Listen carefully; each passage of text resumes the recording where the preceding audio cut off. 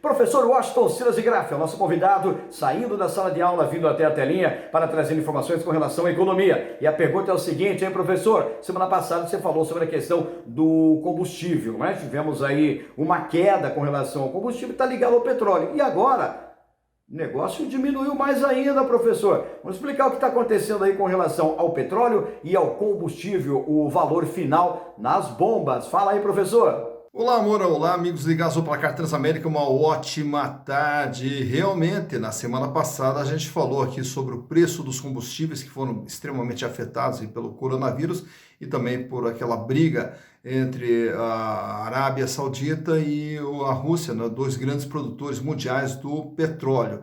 E o que poderia ser pior acabou ficando pior, né? O preço do petróleo continua despencando no mercado internacional. Nessa semana aí tivemos o recorde de queda, para você ter uma ideia, o petróleo chegou a cair para 16 dólares o barril. Só para ter um comparativo aí, no início do ano, no dia 2 de janeiro ali, o petróleo estava custando em torno de 70 dólares o barril. E agora cai para 16 dólares. Tá? Então, o que está levando a tudo isso aí? Além, naturalmente, daquela briga inicial que teve entre a Rússia e a Arábia ali pela disputa pelos preços do petróleo, pela redução da produção do petróleo. Só que, na verdade, é o seguinte, todos os países produtores de petróleo, inclusive os Estados Unidos, reduziram a sua produção para tentar forçar a elevação do preço do petróleo. Mas mesmo com essa redução, as quarentenas impostas em diversos países pelo mundo fez com que o consumo dos combustíveis despencasse muito mais ainda, né? E com isso, o que está acontecendo no mundo hoje?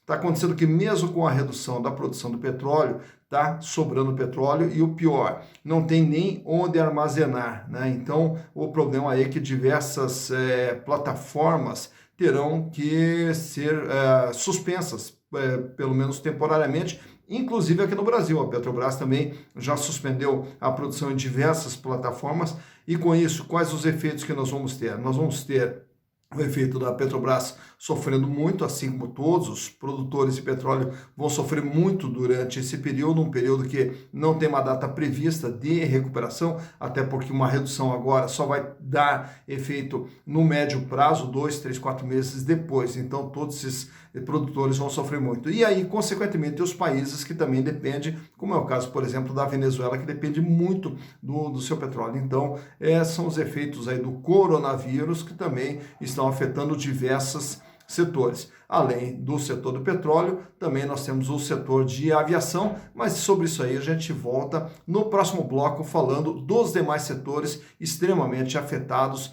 pelo coronavírus. Tá certo então, Moura? Mas daqui a pouquinho a gente retorna aqui no Placar Transamérica. Professor Washington Silas de Graff, retornando mais uma vez, saindo da sala de aula, vindo para a telinha, trazendo aí a sua participação com relação à parte econômica no Brasil e no mundo. Professor, é ventilado que com a questão da crise, algumas empresas, alguns setores se dão mal e outros setores também conseguem, de certa forma, atuar, trabalhar. Como que fica essa situação aí, professor? Quais os setores, quais as empresas, enfim, que acabam sendo mais prejudicadas e se existe alguma que pode, de certa forma, tentar se reerguer, se levantar novamente? Com a palavra, Washington Silas de Graff. Pois é, de retorno aqui no Placar Transamérica, falando de toda a questão da economia, né? Então, o que acontece? Acontece que nós temos setores extremamente afetados e setores até que estão se dando bem.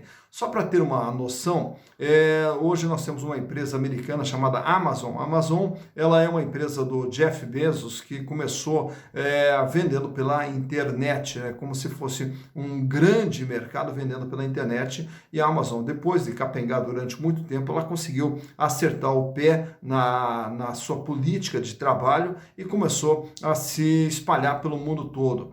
E a Amazon, só no mês de março, contratou 100 mil funcionários, né? E agora, no mês de abril, em plena época de coronavírus, a Amazon está contratando mais 50 mil funcionários. Então, só para ter uma ideia, né, como tem setores que estão se dando bem nessa crise. Outros setores fora, ou quem vende pela internet, ou quem já tinha uma tradição de vender pela internet, é o caso também das plataformas de streaming digital, como é o caso da Netflix. A Netflix vem aumentando consideravelmente o seu número de assinantes, né? Então também é um setor que também vai se dando bem. Supermercado, farmácia, o setor médico hospitalar, inclusive até mesmo as seguradoras, só para ter uma noção, né? Olha que engraçado. As seguradoras também estão se dando bem nesse período, por quê? Porque as seguradoras, elas vendem o seguro e o risco que elas têm é ter que pagar a indenização em caso de sinistros. Como nós estamos vivendo a época de quarentena, não estão ocorrendo sinistros, ou sinistros caíram